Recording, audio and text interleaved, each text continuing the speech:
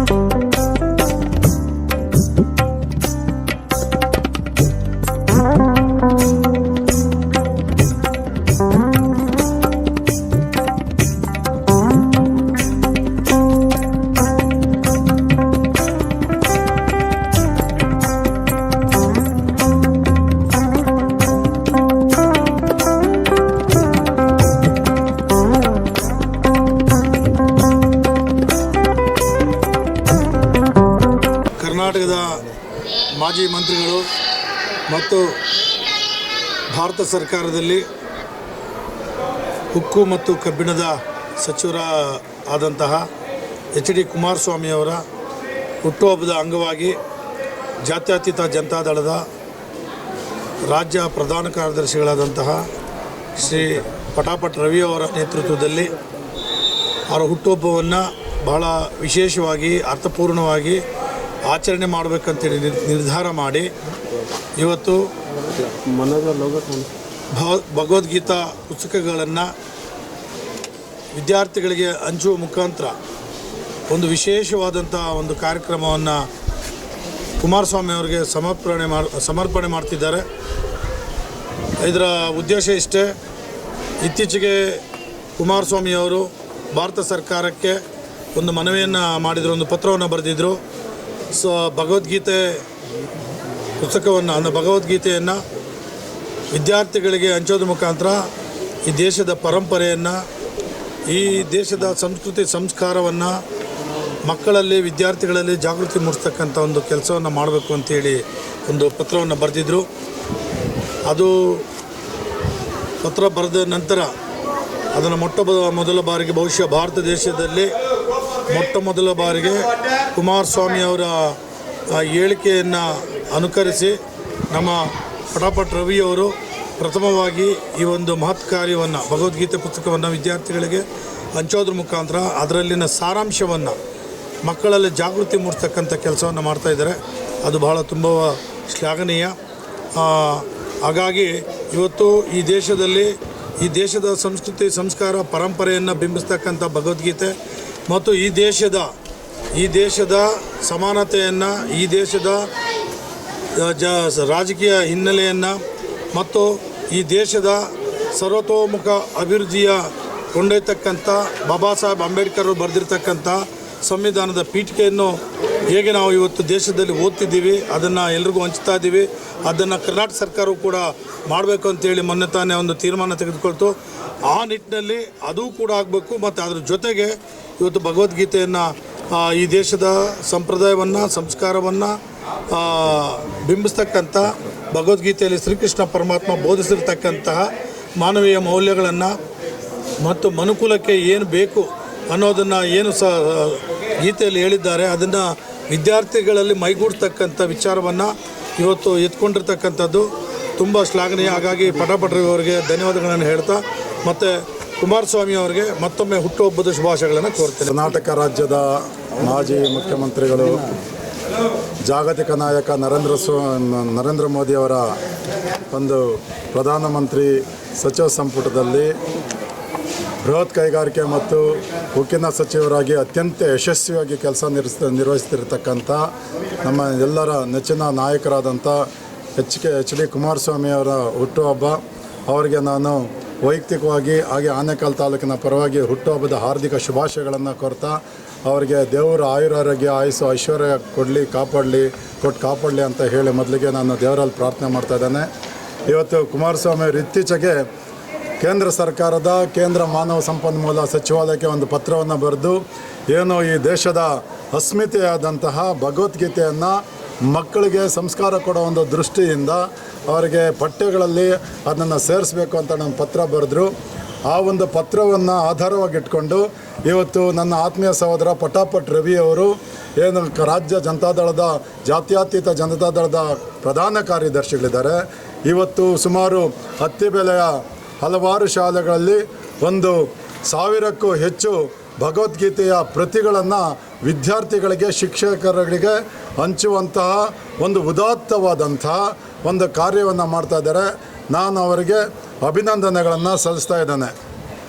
ಏನು ಕಾಂಗ್ರೆಸ್ ಪಕ್ಷದವರು ಭಗವದ್ಗೀತೆಯನ್ನು, ರಾಮಾಯಣವನ್ನು, ಮಹಾಭಾರತವನ್ನು, ಯೋಗವನ್ನು, ಸೂರ್ಯ ನಮಸ್ಕಾರವನ್ನು ಕೇಸರೀಕರಣ ಅಂತ ಹೇಳಿ ಏನು ಈ ದೇಶದಲ್ಲಿ ಮೂಲವಾಗಿ ಹುಟ್ಟಿದಂತಹ ಜ್ಞಾನವನ್ನು, ಕರ್ಮಯೋಗವನ್ನು ಮತ್ತು ಒಂದು ಆರೋಗ್ಯ ಸಂಪತ್ತನ್ನು ವೃದ್ಧಿಸುವಂಥ ಯೋಗವನ್ನು ನಿರಾಕರಿಸ್ಕೊಂಡು ಬಂದು ಒಂದು ಜಾತ್ಯತೀತತೆಯ ಹೆಸರಲ್ಲಿ ಇದನ್ನೆಲ್ಲ ನಿರಾಕರಿಸಿ ಈ ಸಂಪತ್ಭರಿತವಾದಂಥ ಜ್ಞಾನವನ್ನು ನಿರಾಕರಿಸ್ತಾ ಬಂದಿದ್ದಾರೆ.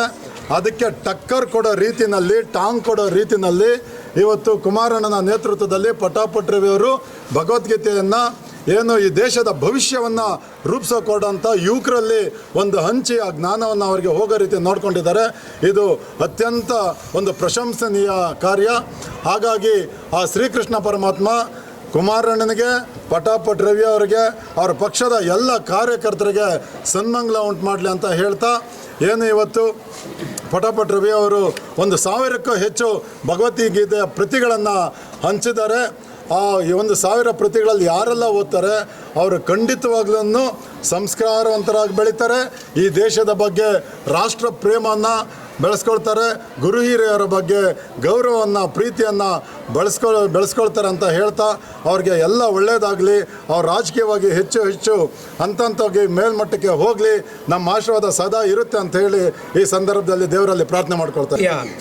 ಜನತಾ ಪಕ್ಷದ ಮೈತ್ರಿಕೂಟ ಪಕ್ಷ ಆಗಿರ್ತಕ್ಕಂಥ ಜಾತ್ಯತೀತ ಜನತಾ ದಳ ಆಗಿರ್ತಕ್ಕಂಥ ಸನ್ಮಾನ್ಯ ಶ್ರೀ ಮಾಜಿ ಪ್ರಧಾನಮಂತ್ರಿಗಳು HD ದೇವೇಗೌಡರವರ ಸುಪುತ್ರರಾಗಿರ್ತಕ್ಕಂಥ ಬೃಹತ್ ಕೈಗಾರಿಕೆ ಉಕ್ಕು ಕೇಂದ್ರ ಸಚಿವರಾಗಿರ್ತಕ್ಕಂಥ ಸನ್ಮಾನ್ಯ ಶ್ರೀ HD ಕುಮಾರಸ್ವಾಮಿ ಅವರ ಒಂದು ಹುಟ್ಟುಹಬ್ಬದ ಶುಭಾಶಯಗಳನ್ನು ಕೋರ್ತಾ, ಇವತ್ತು ಅತ್ತಿಬೇಲಲ್ಲಿ ವಿಶೇಷವಾಗಿ ನಮ್ಮ ನೆಚ್ಚಿನ ಸಹೋದರರು ರಾಜ್ಯ ಪ್ರಧಾನ ಕಾರ್ಯದರ್ಶಿಗಳು ಆಗಿರ್ತಕ್ಕಂಥ ಪಟಾಪಟ್ ರವೀಂದ್ರನಾಥ್ ಅವರು ಇವತ್ತು ಈ ಎಲ್ಲ ಶಾಲೆಗಳಲ್ಲಿ 1000ಕ್ಕೂ ಹೆಚ್ಚು ಭಗವದ್ಗೀತೆ ಪುಸ್ತಕಗಳನ್ನು ನೀಡುವುದರ ಮುಖೇನ ಅವರ ಒಂದು ಭವಿಷ್ಯದ ಮಕ್ಕಳ ಒಂದು ಭವಿಷ್ಯದ ಉಜ್ವಲಕ್ಕಾಗಿ ಅವರ ಮಾನವೀಯ ಮೌಲ್ಯಗಳನ್ನು ಉಳಿಸ್ಕೊಂಡು ಇವತ್ತು ಈ ದೇಶದಲ್ಲಿ ಪ್ರಗತಿಯಲ್ಲಿ ಮುಂದುವರಿಬೇಕಂತ ಹೇಳ್ಬಿಟ್ಟು ಭಾಳ ಒಂದು ವಿಶೇಷತೆ, ಒಂದು ಅರ್ಥಪೂರ್ಣವಾಗಿ ಒಂದು ಕಾರ್ಯಕ್ರಮವನ್ನು ಹಮ್ಮಿಕೊಂಡಿದ್ದಾರೆ. ಮತ್ತು ಇದೇ ರೀತಿಯಾಗಿ ಮುಂದಿನ ದಿನಗಳಲ್ಲಿ HD ಕುಮಾರಸ್ವಾಮಿ ಅವರಿಗೆ ಆಯುಷ್ ಆರೋಗ್ಯ ಐಶ್ವರ್ಯಗಳನ್ನು ಕೊಟ್ಟು ಮುಂದಿನ ದಿನಗಳಲ್ಲಿ ಕಾಪಾಡಲಿ ಅಂತ ಈ ದಿನ ನಮ್ಮ ನಾಯಕರಾದ HD ಕುಮಾರಣ್ಣನವರು ಉಕ್ಕು ಮತ್ತು ಖನಿಜ ಮತ್ತು ಕೈಗಾರಿಕೆ ಉದ್ಯಮದಲ್ಲಿ ನರೇಂದ್ರ ಮೋದಿಯವರು ಕೇಂದ್ರ ಸರ್ಕಾರದಲ್ಲಿ ಅತ್ಯುನ್ನತ ಪದವಿಯಾದಂತಹ ಹುದ್ದೆಗಳನ್ನು ಪಡೆದಿದ್ದಾರೆ. ಅಂಥವರಿಗೆ ನಮ್ಮ ಅನಂತ ವಂದನೆಗಳು, ಹುಟ್ಟುಹಬ್ಬದ ಆರ್ಥಿಕ ಶುಭಾಶಯಗಳು. ಮತ್ತು ನಮ್ಮ ಪಟಾಪಟ್ ರವಿಯವರು ಮತ್ತು ನಮ್ಮ ಅಧ್ಯಕ್ಷರಾದ ಮಂಜುನಾಥ್ ದೇವಣ್ಣನವರು ಎಲ್ಲರೂ ಇತಿಹಾಸ ನಿರ್ಮಾಣ ಆಗುವಂಥ ಒಂದು ಕಾರ್ಯಕ್ರಮ ಮಾಡ್ಕೊಂಡಿದ್ದಾರೆ. ಇದು ಇತಿಹಾಸದಲ್ಲಿ ನಿರ್ಮಾಣವಾಗ್ತಾ ಇದೆ. ಇದುವರೆಗೂ ಯಾರು ಹುಟ್ಟುಹಬ್ಬನ ಈ ರೀತಿ ಆಚರಿಸ್ಕೊಂಡಿರಲಿಲ್ಲ. ಇವತ್ತು ನಮ್ಮ ನಾಯಕರಾದ ರವೀಂದ್ರನಾಥ್ ಅವರು ಒಳ್ಳೆಯ ಕಾರ್ಯಕ್ರಮ ಕೊಟ್ಟಿದ್ದಾರೆ. ದೇವರು ಅವ್ರಿಗೆ ಒಳ್ಳೇದು ಮಾಡಲಿ, ಈ ಕಾರ್ಯಕ್ರಮ ಮುಂದುವರಿಸಲಿ. ಮತ್ತು ಮಕ್ಕಳಿಗೆ 5000 ವರ್ಷಗಳ ಇತಿಹಾಸ, 5000ಕ್ಕಿಂತ ಹೆಚ್ಚು ಇತಿಹಾಸ ಇರುವಂಥ ಭಗವದ್ಗೀತೆಯನ್ನು ಮಕ್ಕಳಿಗೆ ಇವತ್ತು ಶ್ರೀಕೃಷ್ಣ ಏನು ಬೋಧನೆ ಮಾಡಿದ ಆ ಕಾಲದಲ್ಲಿ ಆ ಥರ ಬೋಧನೆ ಮಾಡೋಕ್ಕೆ ಕೊಟ್ಟಿದ್ದಾರೆ. ಇವತ್ತು ಆ ಜನಗಳಿಗೆ ತುಂಬ ಉಪಯೋಗ ಆಗುತ್ತೆ. ಇನ್ನು ಮುಂದುವರ್ಸ್ಕೊಂಡು ಬರಲಿ ಅಂತ ಕೇಳ್ಕೊತ ಶುಭ ಹಾರೈಸ್ತಿದ್ದೀನಿ. ಮೊದಲಿಗೆ ನಮ್ಮ ಕೇಂದ್ರ ಸಚಿವರಾದಂಥ ಕುಮಾರಣ್ಣನವರಿಗೆ ಹುಟ್ಟುಹಬ್ಬದ ಆರ್ಥಿಕ ಶುಭಾಶಯಗಳನ್ನು ತಿಳಿಸ್ತೀವಿ. ಭಗವಂತ ಅವರಿಗೆ ಆಯುಷ್ ಆರೋಗ್ಯ ಹೆಚ್ಚಿನ ರೀತಿಯಲ್ಲಿ ಕೊಡಲಿ. ಈ ಒಂದು ಭಗವದ್ಗೀತೆ ಪುಸ್ತಕಗಳನ್ನು ಶಾಲೆಗಳಲ್ಲಿ ಈಗ ಪ್ರಾರಂಭ ಮಾಡಿಕೊಂಡಿರ್ತಕ್ಕಂಥ ಸಂದರ್ಭದಲ್ಲಿ ಈ ಒಂದು ಹುಟ್ಟುಹಬ್ಬವನ್ನು ವಿಶೇಷವಾಗಿ ಭಗವದ್ಗೀತೆ ಪುಸ್ತಕಗಳನ್ನು ಯುವಕರು ಮತ್ತು ಶಿಕ್ಷಕರಿಗೂ ಕೊಡುವುದರ ಮುಖಾಂತರ ನಮ್ಮ ರಾಜ್ಯ ಪ್ರಧಾನ ಕಾರ್ಯದರ್ಶಿಗಳು ಪಟಾಪಟ್ ರವೀಂದ್ರನಾಥ್ ಅವರು ಈ ಒಂದು ಕಾರ್ಯಕ್ರಮ ಹಮ್ಮಿಕೊಂಡು ಬಹಳ ಅದ್ಧೂರಿಯಾಗಿ ಮತ್ತು ವಿಶೇಷವಾಗಿ ಈ ಒಂದು ಹುಟ್ಟುಹಬ್ಬನ ಭಗವದ್ಗೀತೆ ಪುಸ್ತಕಗಳನ್ನು ಕೊಡುವುದರ ಮುಖೇನ ಆಚರಣೆ ಮಾಡ್ತಾಯಿದ್ದಾರೆ. ಅವರಿಗೆ ನಮ್ಮ ಎಲ್ಲರ ಪರವಾಗಿ ಅವರಿಗೆ ಹೃತ್ಪೂರ್ವಕ ಅಭಿನಂದನೆಗಳನ್ನ ಸಲ್ಲಿಸ್ತಾ ಇದ್ದೀನಿ. ಈ ದಿನ ನಮ್ಮೆಲ್ಲರ ಆರಾಧ್ಯ ದೈವನಂತ ನಾನು ಹೇಳಕ್ಕೆ ಬಯಸ್ತೇನೆ. ಈ ರಾಜ್ಯದ ಜಾತ್ಯತೀತ ಜನತಾದಳದ ರಾಜ್ಯಾಧ್ಯಕ್ಷರು ಮತ್ತು ಭಾರತ ಸರ್ಕಾರದ ಬೃಹತ್ ಕೈಗಾರಿಕೆ ಮತ್ತು ಉಕ್ಕು ಕೇಂದ್ರ ಸರ್ಕಾರದ ಸಚಿವರಾದಂಥ ಕುಮಾರಣ್ಣನವರು ಹುಟ್ಟುಹಬ್ಬ. ಅವರಿಗೆ ಭಗವಂತ ಆರೋಗ್ಯ ಐಶ್ವರ್ಯ ಕೊಡಲಿ. ಮತ್ತು ಮುಂದೆ 2028 ಚುನಾವಣೆಯಲ್ಲಿ ಅವರ ಮುಖ್ಯಮಂತ್ರಿ ಆಗಿ ಬಂದು ಈ ನಾಡಿನ ಬಡವರ, ಶೋಷರ, ದೀನದಲಿತರ ಮತ್ತು ನೊಂದವರ ಒಂದು ಕಣ್ಣೀರಿಸಕ್ಕಂಥ ಕಾರ್ಯ ಆಗಲಿ ಅಂತ ಹೇಳ್ಬಿಟ್ಟು ಇವತ್ತು ಅವರು ನೀಡತಕ್ಕಂಥ ಒಂದು ಆದೇಶ ಮತ್ತು ಅವರ ಆಶಯ ಏನಿದೆ, ಅವರ ಸಂಕಲ್ಪ ಏನಿದೆ, ಆ ಸಂಕಲ್ಪನ ಪ್ರಾಥಮಿಕವಾಗಿ ಸಾಂಕೇತಿಕವಾಗಿ ಇವತ್ತು ಕಾರ್ಯವನ್ನು ಮಾಡೋದ್ರ ಮುಖಾಂತರ ಪ್ರಾರಂಭ ಮಾಡಿದ್ದೇವೆ. ಇವತ್ತು ಅಖಂಡ ಭಾರತದಲ್ಲಿ 5000 ವರ್ಷಗಳ ಕನಿಷ್ಠ ಪಾರಂಪರಿಕ ಚರಿತ್ರೆ ಇರತಕ್ಕಂಥ ಭರತ ಖಂಡದಲ್ಲಿ ಸದಾ ಉತ್ತುಂಗದಲ್ಲಿ ಮತ್ತು ಉತ್ಕೃಷ್ಟದಲ್ಲಿರ್ತಕ್ಕಂಥ 3 ಮುಖ್ಯ ಮಹನೀಯರನ್ನು ನಾವು ಇವತ್ತು ಕಾಣಬೇಕಾಗುತ್ತೆ. ಸದಾಕಾಲಕ್ಕೂ ಸರ್ವಕಾಲಕ್ಕೂ ಭಾರತ ಪರಂಪರೆಯಲ್ಲಿ 3 ಮುಖ್ಯ ಮಹನೀಯರನ್ನು ನಾವು ಕಾಣ್ತೇವೆ. ಮೊಟ್ಟ ಮೊದಲ ಬಾರಿಗೆ ಈ ಪರಂಪರೆಯ ಬಹುದೊಡ್ಡ ಕಾವ್ಯವನ್ನು ಬರತಕ್ಕಂಥ ವಾಲ್ಮೀಕಿಯರವರು, ರಾಮಾಯಣ ಬರ್ತಕ್ಕಂಥ ವಾಲ್ಮೀಕಿರವರು, ಅದೇ ರೀತಿಯಾಗಿ ಮಹಾಭಾರತ ಬರ್ತಕ್ಕಂಥ ವ್ಯಾಸರವರು, ಅದೇ ರೀತಿ ಇನ್ನೂ ಸದಾ ಚಿರಕಾಲ ನಮ್ಮ ಪರಂಪರೆಯಲ್ಲಿ ಬೇರುಗಳನ್ನು ಉಳಿಸ್ಕೊಂಡಿರ್ತಕ್ಕಂಥ ಈ ಕುರುಕ್ಷೇತ್ರದಲ್ಲಿ ಕೃಷ್ಣನಿಗೆ ಬೋಧನೆ ಮಾಡ್ತಕ್ಕಂಥ ಕೃಷ್ಣ, ಇನ್ನು 3ನೇದಾಗಿ ಅರ್ಜುನನಿಗೆ ಬೋಧನೆ ಮಾಡಿದ ಕೃಷ್ಣ, ಮತ್ತು 3ನೆಯ ಮಹಾ ಮೇಧಾವಿ ಮತ್ತು ಮಹಾನ್ ಮಾನವತಾವಾದಿ ಅಂದರೆ ಡಾಕ್ಟರ್ ಬಾಬಾ ಸಾಹೇಬ್ ಅಂಬೇಡ್ಕರ್ ಅವರು.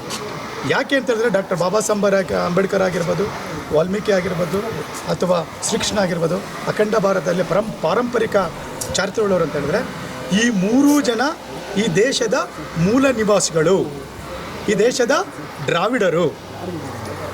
ಶ್ರೀಕೃಷ್ಣ ಗೋಪಾಲಕ, ಹಸುಗಳನ್ನು ಕಾಯ್ತಾ ಇರ್ತಕ್ಕಂಥ ಒಬ್ಬ ಸಾಮಾನ್ಯ ರೈತ ಕುಟುಂಬದಿಂದ ಬಂದಿರತಕ್ಕಂಥ ಒಬ್ಬ ವ್ಯಕ್ತಿ. ವಾಲ್ಮೀಕಿ ಒಬ್ಬ ಬೇಡ ಜನಕ್ಕೆ ಸೇರ್ತಕ್ಕಂಥ, ಅಂದರೆ ಬೇಟೆ ಆಡ್ತಕ್ಕಂಥ ಒಬ್ಬ ಶೂದ್ರ ಅತಿ ಶೂದ್ರ. ಮತ್ತು ಡಾಕ್ಟರ್ ಬಾಬಾ ಸಾಹೇಬ್ ಅಂಬೇಡ್ಕರ್ ಯಾವ ಶೋಷಣೆಗೆ ಒಳಪಟ್ಟಂಥ ಒಂದು ದಲಿತ ಸಮುದಾಯಕ್ಕೆ ಸೇರ್ತಕ್ಕಂಥ ವ್ಯಕ್ತಿಗಳು. ಈ 3 ಜನ ಆದರ್ಶಗಳು ಒಂದೇ ಇದೆ. ಯಾತಕ್ಕೆ ಮಾತು ನಾನು ಹೇಳ್ತಾ ಇದ್ದೇನೆ ಅಂದರೆ ಸ್ನೇಹಿತರೆ, ಇವ ರೈತನ ಮಗ ಶ್ರೀಕೃಷ್ಣ ಬರ್ತಿರ್ತಕ್ಕಂಥ ಗೀತೆಯ ಸಾರಾಂಶ ಒಂದೇ ಒಂದು ಮಾತಲ್ಲಿದೆ: ಪವಿತ್ರಾಣಾಯ ಸಾಧೂನಾಂ ದುಷ್ಕೃತ ವಿನಾಶಾಯ ಚ ದುಷ್ಕೃತಂ ಧರ್ಮ ಸಂಸ್ಥಾಪನಾರ್ಥಾಯ ಸಂಭವಾಮಿ ಯುಗೇಗೆ ಅಂತ. ಇದು ಇಷ್ಟೇ ನ್ಯಾಯ ಗೆಲ್ಲಬೇಕು, ಅನ್ಯಾಯ ಸೋಲ್ಬೇಕು. ಇದು ಹೋರಾಟ. ಯಾವ ಡಾಕ್ಟರ್ ಬಾಬಾ ಸಾಹೇಬ್ ಅಂಬೇಡ್ಕರ್ ಅವರು ಸಂವಿಧಾನದಲ್ಲಿ 3 ನಮಗೆ ಮಂತ್ರಗಳನ್ನು ಕೊಟ್ಟರು: ಶಿಕ್ಷಣ, ಸಂಘಟನೆ, ಹೋರಾಟ ಅಂತೇಳಿ. ಶ್ರೀಕೃಷ್ಣನ ಅದೇ ಹೇಳ್ತಿರ್ತಕ್ಕಂಥದ್ದು, ಶಿಕ್ಷಿತರಾಗಿ ಸಂಘಟಿಸಿ ಹೋರಾಟ ಮಾಡಿ ಅಂತ. ಹೋರಾಟ ಮಾಡಿದ್ದೆ ಅನ್ಯಾಯದ ವಿರುದ್ಧ, ಕುರುಕ್ಷೇತ್ರ ನಡೆದಿದೆ ಅನ್ಯಾಯದ ವಿರುದ್ಧ. ಬಾಬಾ ಸಾಹೇಬರು ಆಧುನಿಕ ಭಾರತದಲ್ಲಿ ಹೋರಾಟ ಮಾಡಿದ್ದು ಅನ್ಯಾಯದ ವಿರುದ್ಧ, ಅಸಮಾನತೆ ವಿರುದ್ಧ. ಹಾಗಾಗಿ ಯಾವ ಈ ಮಣ್ಣಿನ ಮಗ ದೇವೇಗೌಡರ ಸುಪುತ್ರರಾದಂಥ ಕುಮಾರಸ್ವಾಮಿ ಅವರು ಸಹ, ಕುಮಾರನವರು ಸಹ ಶೂದ್ರರ ಮಕ್ಕಳು. ಅದಕ್ಕಾಗಿ ಒಬ್ಬ ಶೂದ್ರರ ಮಕ್ಕಳು, ಒಬ್ಬ ಮಣ್ಣಿನ ಮಗ ಕುಮಾರಣ್ಣನವರು ಗೀತೋಪದೇಶವನ್ನು ಶಾಲೆಯ ಪಠ್ಯಪುಸ್ತಕಗಳು ತೊಗೊಂಡು ಬಂದಿರಿ ಅಂತ ಹೇಳಿದ್ರೆ ಮಾನ್ಯ ಘನ ಸರ್ಕಾರ ವಿರೋಧ ಮಾಡೋದು ಹೇಗಿದೆ ಅಂದರೆ ಶೂದ್ರರನ್ನ ವಿರೋಧಿಸಿದಾಗೆ. ಮಾನ್ಯ ಸಿದ್ದರಾಮಯ್ಯ ಮುಖ್ಯಮಂತ್ರಿಗಳಿಗೆ ನಾನು ಪ್ರಶ್ನೆ ಕೇಳಕ್ಕೆ ಬಯಸ್ತಾ ಇದ್ದೀನಿ.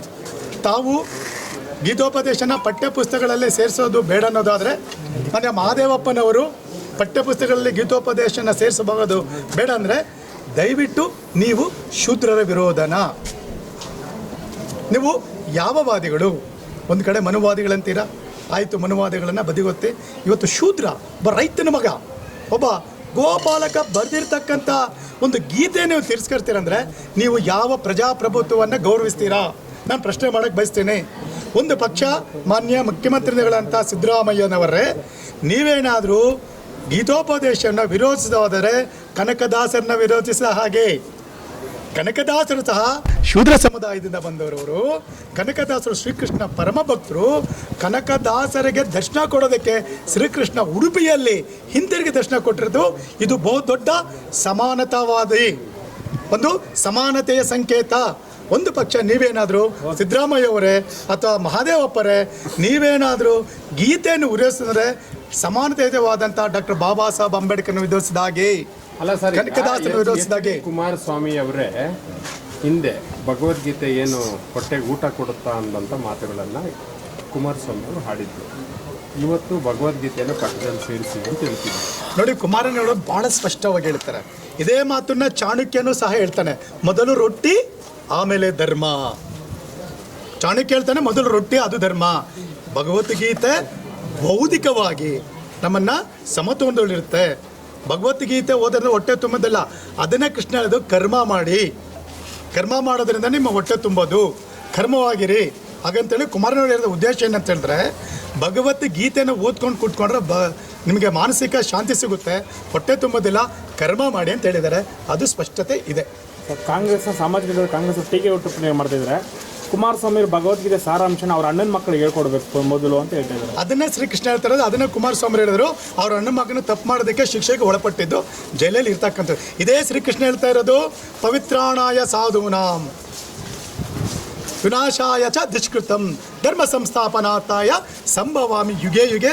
ಅದು ಕುಮಾರಸ್ವಾಮಿಯವರ ಕಾರ್ಯಕರ್ತರಾಗಲಿ, ಕುಮಾರಸ್ವಾಮಿ ಅವರ ಅಣ್ಣನ ಮಗಳಾಗಲಿ ಯಾರೇ ತಪ್ಪು ಮಾಡಿದ್ರೂ ಅದನ್ನು ಶಿಕ್ಷೆಗೆ ಒಳಪಡಿಸ್ಬೇಕಂತಲೇ ಶ್ರೀಕೃಷ್ಣ ಅರ್ಜುನನಿಗೆ ಹೇಳಿ ಒಂದು ಧರ್ಮವನ್ನು ಸಂಸ್ಥಾಪನೆ ಮಾಡಿದ್ರು. ಕುಮಾರನನ್ನು ಅದನ್ನೇ ಪಾಲನೆ ಮಾಡ್ಕೊಂಡು ಬಂದಿದ್ದಾರೆ.